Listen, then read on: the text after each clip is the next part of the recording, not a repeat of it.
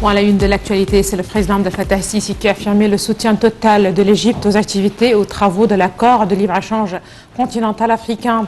Le président el-Sisi a indiqué que cet accord est un début prometteur pour l'intégrité économique et commerciale des pays du continent, ajoutant que l'Égypte était prête à présenter ses expériences afin d'activer la zone de libre-échange.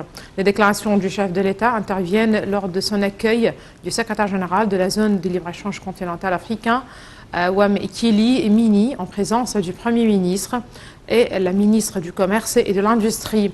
L'entretien portait sur les moyens d'activer l'accord de libre-échange continental africain à la suite de son lancement officiel au début de 2021. De son côté, M. Mini a exprimé son appréciation de l'intérêt du président el-Sisi et son suivi des procédures du lancement de la zone de libre-échange africaine lors de la présidence égyptienne de l'Union africaine.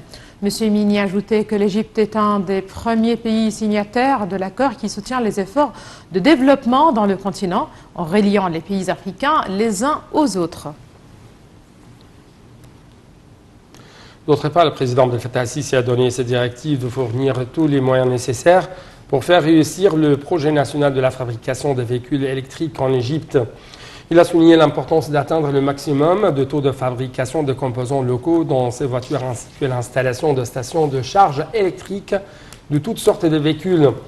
Ces déclarations ont été faites lors de la réunion du chef de l'État avec le Premier ministre Dr Mostafa Madbouli et l'ingénieur Cherif Ismail, adjoint du chef de l'État pour les projets nationaux stratégiques, Dr Mohamed Chek, le ministre de l'électricité et de l'énergie renouvelable, Nevin Gama, ministre du Commerce et de l'Industrie, l'ingénieur Mohamed Ahmad Morsi, ministre de l'État pour la production militaire, le général Abdelmonem Attarras, président de l'organisme arabe pour l'industrie. Le porte-parole de la présidence, l'ambassadeur Bassam Radi, a affirmé que la réunion était axée sur le suivi du projet national de la fabrication des véhicules électriques.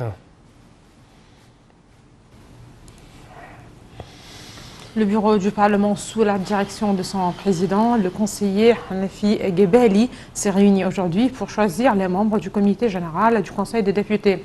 Les membres du bureau ont choisi Dia Eldin Daoud, indépendant, Ahmed Khalil Khairallah, du Par Nour, donc Farid El Bayadi, du parti El Masri El Démocrati, Amr Younes, indépendant, et Ahmed Fouad Abaza, le plus ancien membre du Parlement, pour être membre du comité général du Conseil. Un nombre de décrets présidentiels, d'accords internationaux et de projets de loi ont été discutés lors de cette réunion. Au cours de la séance générale, le Conseil des députés s'était mis d'accord à convoquer le gouvernement devant le Conseil pour passer en revue son programme « L'Égypte sur les rails 2018-2022 ». Les membres du bureau ont discuté, entre autres, des activités du Conseil et ses comités, ainsi que du système mis en place pour organiser l'entrée des membres aux salles du Conseil dans le cadre des mesures préventives prises contre le coronavirus. Quant aux indices de la Bourse du Caire, ils ont donc connu une sorte de mitigés, se sont été mitigés plutôt à la clôture de la séance d'aujourd'hui. Le capital des entreprises cotées en bourse a gagné 3 milliards 500 millions de livres égyptiens pour clôturer à 681 milliards et 3 millions. L'indice principal EJX30 a chuté de 0,06%, atteignant 11 446 points.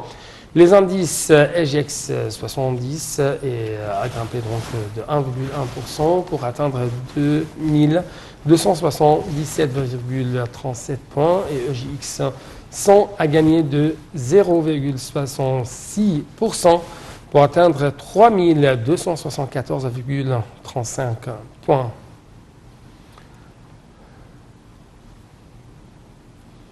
Voilà, on passe aux dossiers régionaux et internationaux. On commence par la Tunisie, où des dizaines de jeunes ont été